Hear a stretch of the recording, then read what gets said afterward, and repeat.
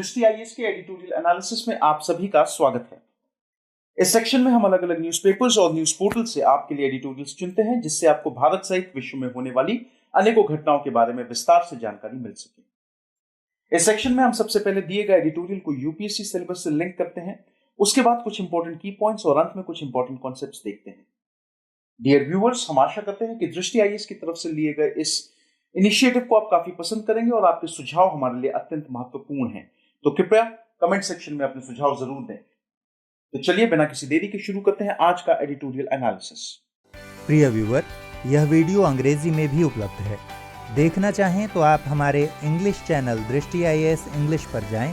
आपकी सुविधा के लिए इस वीडियो के डिस्क्रिप्शन में इंग्लिश वीडियो का लिंक भी दिया गया है। आज का एडिटोरियल हम लोगों ने इंडियन एक्सप्रेस न्यूज़पेपर से लिया है, जो 12 अक्टूबर 2020 को प्रकाशित हुआ है। आज के एडिटोरियल का शीर्षक है टॉकिंग पीस। यदि हम अपने एडिटोरियल को समराइज करें तो हम ये कह सकते हैं कि अफगानिस्तान में जो शांति प्रक्रिया जारी है, जो पीस टॉक्स चल रही हैं, वो भारत उसमें एक बहुत महत्वपूर्ण कड़ी है। और साथ ही साथ इस परिवर्तन काल में जो रीजन में हो रहा है, इसमें दिल्ली को अपनी भूमिका तय करने की एक बहुत भारी आवश्यकता है। यदि आज के एडिटोरियल को हम अपने यूपीएससी सिलेबस से लिंक करें तो हम उसे जीएस पेपर 2, जिसमें हम लोग polity, constitution, governance, international relations इत्यादि सब्जेक्ट्स देखते हैं, उससे जोड़कर देखा जा सकता है। आज के एडिटोरियल के कुछ प्रमुख बिंदु। पिछले हफ्ते अब्दुल्ला, जो कि सीईओ या फिर आप कह सकते हैं हाई काउंसिल फॉर नेशनल रिकंसाइलेशन इन अफगानिस्तान, उसके अध्यक्ष हैं, वो पिछले हफ्ते दिल्ली आए। दिल्ली आने के पीछे जो उनका कारण था वो ये था कि वह एक क्षेत्रीय सर्वसम्मति डेवलप करना चाहते थे उन टॉक्स के लिए, उस शांति वार्ता के लिए, जो कि दोहा में तालिबान और अफगानिस्तानी गवर्नमेंट के रिप्रेजेंटेटिव्स, साथ ही साथ जो सिविल सोसाइटी है, नागरिक समाज और अन्य समूहों के प्रतिनिधियों के बीच में चल रही है। देखिए, यहां पे हमें ये समझना है कि भाई भारत और अफगानिस्तान के जो संबंध हैं वो बहुत पुराने हैं, और साथ ही साथ इस क्षेत्र में ये जो अफगानिस्तान का हिस्सा है, ये एक बहुत स्ट्रैटेजिक इंपॉर्टेंस का रीजन है भारत के लिए। तो इसीलिए ये जो वार्ता चल रही है, इसमें भारत एक बहुत महत्वपूर्ण कड़ी है, और अब गेंद जो है वो दिल्ली के पाले में है, और दिल्ली को यहाँ पे बहुत सोच समझकर, सूझबूझ से अपने कदम जो है वो लेने पड़ेंगे। इससे पहले कि हम लोग आगे बढ़े, हमें जरूरी है ये देखना कि ये पूरा का पूरा मसला है क्या, तालिबान का और ये जो यूनाइटेड स्टेट्स ऑफ अमेरिका है, क्या इनका पूरा का पूरा मुद्दा है, कहां से क्या शुरुआत हुई, थोड़ा सा उसके बारे में जानकारी प्राप्त करते हैं। तो देखिए, सबसे पहले हम लोग बात करेंगे तालिबान के बारे में। तालिबान जो खुद को इस्लामिक एमिरेट ऑफ अफगानिस्तान के नाम से संबोधित करता है, वो 1994 में एमर्ज हुआ, और उसके एमर्ज होने के पीछे कारण यह था कि अफगानिस्तान में उस समय तक जो गृह युद्ध की सिचुएशन थी वो लगभग खत्म हो गई थी, और एक तरीके का गैप था, एक तरीके का वैक्यूम क्रिएट हुआ था पावर में। कोई था नहीं, कोई इंपॉर्टेंट पावर होल्डर था नहीं। तो तालिबान ने उस सिचुएशन का फायदा उठाया और तालिबान ने अपने आप को वहां पे स्थापित कर लिया। तालिबान जो है वो मोहम्मद ओमर के लीडरशिप में काम करता है, और तालिबान ने एक अन्य आतंकवादी संगठन जिसका नाम अल कायदा था और जिसके लीडर का नाम था ओसामा बिन लादेन, उनको अपना बेस अफगानिस्तान में इस्टेब्लिश करने दिया। अलकायदा ने सन 1998 में यूएस एम्बेसी जो तंजानिया में थी वहां पे बम विस्फोट कराए, और साथ ही साथ 9/11 के 9/11 के जो हमले थे वो भी अमेरिका पे करवाए। 9/11 के हमलों के बाद उस समय के अमेरिकी राष्ट्रपति जॉर्ज डब्ल्यू बुश ने तालिबानी लीडरशिप से ये रिक्वेस्ट करी कि वो ओसामा बिन लादेन को अमेरिका को सौंप दें, लेकिन तालिबानी लीडरशिप ने इस रिक्वेस्ट को पूरी तरीके से ठुकरा दिया।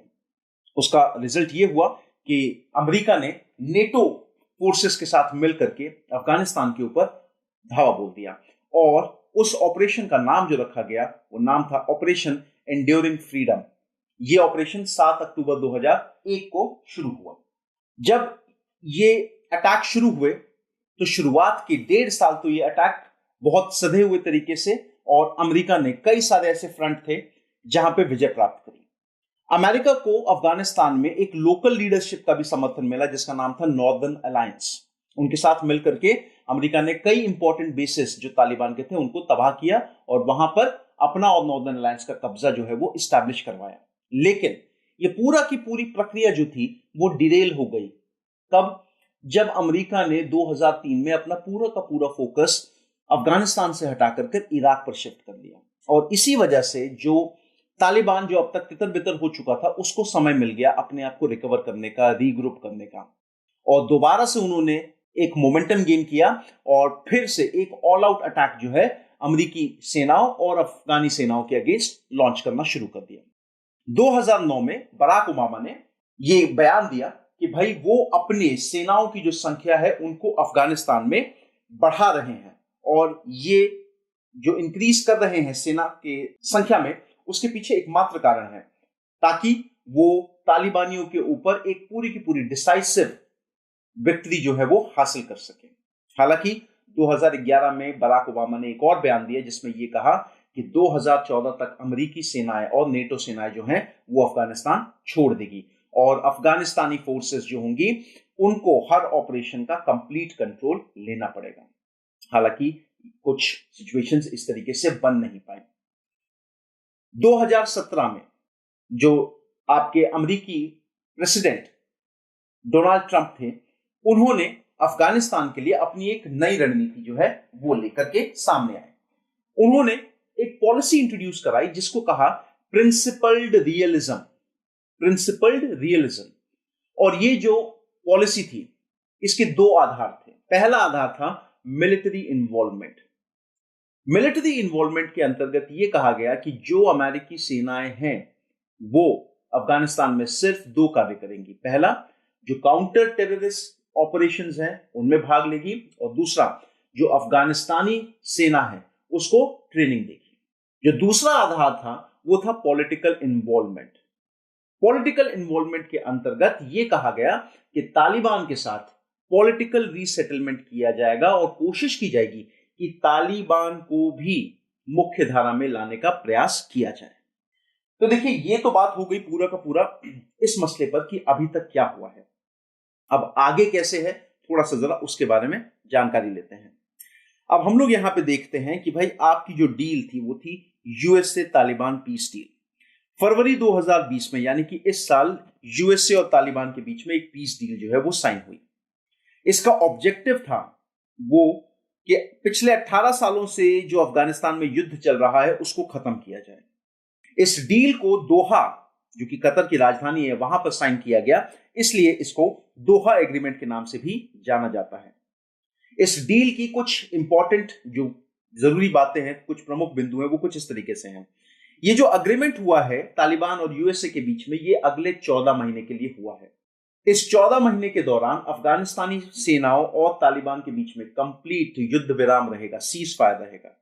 साथ ही साथ यह भी कहा जा रहा है कि भाई नेटो की सेनाएं, यूनाइटेड स्टेट्स ऑफ अमेरिका की सेनाएं जो हैं वो इस 14 महीने के कार्यकाल, इस 14 महीने के ड्यूरेशन में वो अफगानिस्तान छोड़ करके चली जाएंगी। हालांकि उसके पीछे कारण है, वो सेनाएं तभी छोड़ करके जाएंगी यदि तालिबान जो है वो अपने युद्ध विराम के वादे पर पक्का बना रहता है। साथ ही साथ इस चीज के ऊपर भी इस डील में कहा गया है कि तालिबान और अफगानिस्तानी जो सरकार है उसके बीच में भी एक शांति वार्ता जो है वो कराई जाएगी और सुलह बनाने का पूरा प्रयास किया जाएगा। देखिए, ये जो डील है, इस डील में जो बात हुई है तालिबानी और अफगानी सरकार, इनके बीच की जो बात हुई है, उसका प्रमुख एजेंडा ये रहेगा कि ये दोनों पार्टियां मिल करके एक परमानेंट युद्ध विराम के ऊपर फोकस करें, और साथ ही साथ आने वाले समय में जो अफगानिस्तान का राजनीतिक भविष्य होगा उसके ऊपर ये दोनों मिलकर चर्चा करें और साथ में भाग लें। अफगानिस्तान ने ये डील साइन होने के समय पर यह मांग रखी थी कि अफगानिस्तानी जेलों में जो 5000 लड़ाके हैं तालिबान के, उनको रिहा कर दिया जाए। अब जरा वर्तमान परिदृश्य क्या है जरा हम लोग देख लेते हैं। अफगानिस्तान से अमेरिकी एवं अन्य अंतर्राष्ट्रीय सैन्य बलों यानी कि नेटो की बात कर रहे हैं कि वापसी के लिए अमेरिका और तालिबान के बीच जारी वार्ता में पाकिस्तान ने सूत्रधार, फेलिसिटेटर के रूप में एक प्रमुख भूमिका निभाई है, जो तालिबान को वार्ता मेज तक लेकर आया है। देखिए, ये बात किसी से छुपी नहीं है। कि तालिबान पाकिस्तान का समर्थन करता है और पाकिस्तान तालिबान का समर्थन करता है। याद करिए आप 1999 दिसंबर में जो IC-814 जो इंडियन एयरलाइंस का विमान जिसको हाईजैक पाकिस्तानी टेररिस्ट ने किया था और उसको लेकर के कांधार गए थे। कांधार उस समय अफगानिस्तान में था और अफगानिस्तान में उस समय तालिबान की सरकार थी। तो जितना भी निगोशिएशन हुआ था भारत सरकार के साथ, उसमें तालिबान ने एक मध्यस्थ की भूमिका निभाई थी। एक तरीके से हम ये कह सकते हैं कि तालिबान पाकिस्तान को सपोर्ट करता है और पाकिस्तान तालिबान को सपोर्ट करता है। यहां पे ये बात देखने योग्य है कि तालिबान को वार्ता की मेज तक लाने का जो पूरा का पूरा काम किया है वो पाकिस्तान ने किया है। पाकिस्तान ने ही तालिबान को समझाया है और वो ही तालिबान को वार्ता के लिए आगे लेकर के आया है। तो यहां पे पाकिस्तान की जो भूमिका है उसको नकारा नहीं जा सकता। अब ये जो सिचुएशन है, ये जो डील हुई है, ये जो पीस टॉक्स चल रही हैं, इसमें भारत के लिए क्या क्या इश्यूज हो सकते हैं। भारत को कुछ चीजों को लेकर के बहुत सावधान रहना पड़ेगा। देखिए, शांति बने रहे क्षेत्र में, ये भारत भी चाहता है, लेकिन साथ ही साथ ये उतना आसान नहीं होगा। हमें हर पहलू यहां पे देखना और समझना पड़ेगा। सबसे पहला जो कंसर्न है वो है भारत की सुरक्षा। देखिए, ये हम सब जानते हैं कि यदि चांसेस ऐसे कह सकते हैं हम लोग कि यदि अमेरिका और नेटो फोर्सेस जब छोड़ देते हैं अफगानिस्तान को, तो अफगानिस्तान की सरकार और अफगानिस्तान की सेना अपने पर होगी। उनको अपनी खुद की जो उनके पोटेंशियल है उसी हिसाब से आने वाली किसी भी समस्या को फेस करना पड़ेगा। और आने वाले समय में हम ये कह सकते हैं कि हो सकता है कि शायद तालिबान अपना रुख जो अभी दिखा रहा है उसको बदले और वापस से वो अफगानिस्तान पे अपना एक छत्र अधिकार स्थापित करने की कोशिश करें। ऐसी सिचुएशन में अफगानिस्तान एक बार फिर से आतंकवादियों के लिए एक बहुत महफूज अड्डा बन जाएगा और इससे भारत को बहुत समस्या हो सकती है। दूसरा, सबसे बड़ी बात देखिए, ये जो इंट्रा अफगान डायलॉग जो मैंने बोला ना कि जो दो पार्टियां हैं तालिबान और अफगानी सरकार, इसके बीच में जो डायलॉग है इसको ना एक तरीके से साइडलाइन सा किया हुआ दिखाई सा दे रहा है इस समय। देखिए, कहीं ना कहीं ये बात हम सब जानते हैं, किसी से छुपी नहीं है कि अमेरिका ने जो कोशिश करी थी अफगानिस्तान में वो पूरे तरीके से विफल रहा। अमेरिका को इसमें सफलता नहीं मिली और इस समय अमेरिका सिर्फ एक चीज चाहता है, वो जल्द से जल्द अफगानिस्तान को छोड़ना चाह रहा है। और ये जो जल्दबाजी है, इस जल्दबाजी में हो ये रहा है कि भाई अमेरिका जो है वो तालिबान की लगभग हर एक डिमांड को मानता सा चला जा रहा है। यहां पे अमेरिका इस चीज से बिल्कुल भी कंसर्न नहीं है कि एक बार वो गए तो तालिबान अफगानिस्तान में जो सरकार है वो उसके साथ किस तरीके से पेश आएगा। इस समय अमेरिका सिर्फ और सिर्फ अपनी खुद की निकासी ढूंढ रहा है अफगानिस्तान से। और यहां पे हम एक बात, मैंने जैसे आपको अभी कहा कि यदि अमेरिका जाता है तो हो सकता है तालिबान अपना एक छत्र अधिकार स्थापित करने की कोशिश करे। और इससे जो भारत का एक पहलू रहा है अफगानिस्तान के लिए वो ये रहा है कि भैया हमेशा जो सरकार हो अफगानिस्तान में वो एक चुनी हुई सरकार हो, लोगों द्वारा चुनी हुई सरकार हो। यदि तालिबान दोबारा से अफगानिस्तान पे अपना एक छत्र अधिकार स्थापित करने की कोशिश करता है तो भारत के इस बहुत बड़े कदम को, ये जो भारत की हमेशा से जो सोच रही है अफगानिस्तान के लिए कि एक इलेक्टेड गवर्नमेंट हो, उसको एक बहुत बड़ा झटका पहुंच सकता है। साथ ही साथ तीसरा, मैंने आपको बताया one sided deal. One sided deal यहां पे देखिए, मैंने बताया ये डील एक तरीके से बैलेंस ना लग करके तालिबान की ओर ज्यादा झुकी हुई लग रही है, क्योंकि तालिबान की लगभग हर डिमांड को माना गया है अब तक इस डील प्रोसेस में। तो इसलिए हम ये कह सकते हैं कि भाई ये जो डील है वो एक तरीके से एक तरफा सी डील आपको लग रही है। अब यहां पे हमने भारत के बारे में कुछ चिंताओं के बारे में बात करी। हमें यह भी देखना जरूरी है कि भाई भारत का जो कंसर्न है वो इतना अफगानिस्तान में क्यों है, इतना जरूरी क्यों है भारत। अगर हम लोग देखें अफगानिस्तान और भारत के संदर्भ में देखें तो भारत ने काफी ज्यादा इन्वेस्टमेंट किया है, इंफ्रास्ट्रक्चरल डेवलपमेंट बहुत किया है भारत ने अफगानिस्तान में। 2001 के बाद जब तालिबान को हटाया गया है उसके बाद से भारत ने अफगानिस्तान को दोबारा खड़े होने में बहुत सहायता की है। साथ ही साथ कुछ और भी कंसर्न्स हैं, जैसे अगर हम लोग कुछ मेजर इंटरेस्ट के बारे में बात करें तो देखिए ये आपको एक मैं इमेज यहाँ पे शेयर करना चाहूंगा। ये कुछ ऐसे इंफ्रास्ट्रक्चरल प्रोजेक्ट्स हैं जो यहाँ पे पूरा का पूरा योगदान भारत का रहा है। जैसे ये पहला देखिए, ये जारांस दिलाराम के बीच में एक 218 किलोमीटर का हाईवे है। यहां पे आप देख सकते हैं भाई एक ट्रांसमिशन लाइन 220 किलोवोल्ट की एक ट्रांसमिशन लाइन वो भारत ने स्टैब्लिश की है। साथ ही साथ सलमा डैम, ये देखिए हेरात यहां कहीं सलमा डैम जो है वो हम लोग देख सकते हैं कि भाई उसको बनाने में भारत का एक योगदान रहा है।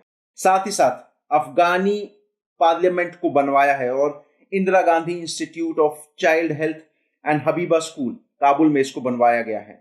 एक और यहां पे हम लोग देख सकते हैं कि भाई एक और इनिशिएटिव लिया है इंडिया ने, एक 220 केवी का एक ट्रांसमिशन सेंटर वो भी स्टैब्लिश किया है। तो ये कुछ ऐसे इनिशिएटिव्स हैं जो भारत ने अफगानिस्तान में लिए हैं और अफगानिस्तान को भारत जो है वो एक डेमोक्रेसी के रूप में देखना चाहता है। अब यहां पे हमेशा हमको देखना पड़ेगा कि भाई जैसा मैंने आपको बताया कि तालिबान जो है वो अपना रुख बदल सकता है एक बार जब नेटो और यूनाइटेड स्टेट्स ऑफ अमेरिका की सेनाएं छोड़ देती हैं, और उसके बाद तालिबान क्योंकि वो पाकिस्तान का सहयोगी रहा है हमेशा से, तो ये दोनों मिलकर के भारत के लिए एक बड़ी समस्या खड़ी कर सकते हैं। साथ ही साथ ये भी कहते हैं हम कि अफगानिस्तान जो है वो मध्य एशिया के लिए एक तरीके का गेटवे है, मतलब अफगानिस्तान द्वार है मध्य एशिया का। तीसरी चीज मैंने जो आपको पहले भी बताई कि भाई यदि अमेरिका की सेना के जाने के बाद, नेटो की सेना जाने के बाद यदि तालिबान अपने वादे पर पक्का नहीं रहता है और एक छत्र अधिकार स्थापित करने की कोशिश कर सकता है, तो हम ये देख सकते हैं कि दोबारा से अफगानिस्तान जो है वो एक तरीके से टेररिस्ट्स के लिए हब बन जाएंगे। बड़े बड़े जो आतंकी संगठन हैं वो अपने बेसिस जो हैं वो दोबारा से अफगानिस्तान में इस्टेब्लिश कर सकते हैं, जिससे पूरे के पूरे रीजन में एक संकट की सिचुएशन खास तौर से भारत के लिए जरूर आ सकती है। अब आगे का रास्ता क्या है, थोड़ा उसके बारे में बात करते हैं। प्रतीत होता है कि दिल्ली ने यह स्वीकार कर लिया है कि उभरते हुए अफगानिस्तान में उसे भी एक भूमिका निभानी है। अब्दुल्ला की यात्रा से यह स्पष्ट है कि काबुल भी इस प्रक्रिया में भारतीय संलग्नता की वृद्धि की इच्छा रखता है। देखिए अफगानिस्तान जानता है कि भारत जो है वो एक बहुत परम मित्र है अफगानिस्तान का, इसीलिए अफगानिस्तान की जो सरकार है वो चाहती है कि भारत भी इस शांति वार्ता में एक बहुत क्रूशियल, एक इंपॉर्टेंट रोल जो है वो अदा करे। साथ ही साथ भारत को तालिबान की ओर हाथ बढ़ाने के किसी भी प्रयास में दबाव का भी समाधान ढूंढना होगा। क्या दिल्ली अब भी ये दृष्टिकोण बनाए रख सकेगी कि उसे पाकिस्तान से कोई लेना देना नहीं है? देखिए मैंने आपको बताया पाकिस्तान ने इस पूरी की पूरी डील में जो सबसे इंपॉर्टेंट रोल प्ले किया है वो ये कि वो तालिबान को मना करके लाया कि आप बातचीत के लिए बैठें, और ऐसी सिचुएशन में हम लोग पाकिस्तान की जो प्रेजेंस है उसको दरकिनार नहीं कर सकते। भारत का जो रवैया हमेशा से रहा है पाकिस्तान के प्रति कि पाकिस्तान है या नहीं है उससे भारत को कोई फर्क नहीं पड़ता, लेकिन क्या इस वार्ता में भी भारत इसी ओपिनियन के साथ आगे बढ़ सकता है कि पाकिस्तान है नहीं है उससे उसको कोई फर्क नहीं पड़ता? भारत को यहाँ पे एक्नॉलेज करना पड़ेगा, और यहीं पे ये कहा गया है किसी ना किसी प्रकार इसका अर्थ यह स्वीकार करना होगा कि किसी भी क्षेत्रीय सर्वसम्मति में पाकिस्तान भी समान रूप से महत्वपूर्ण भूमिका रखता है।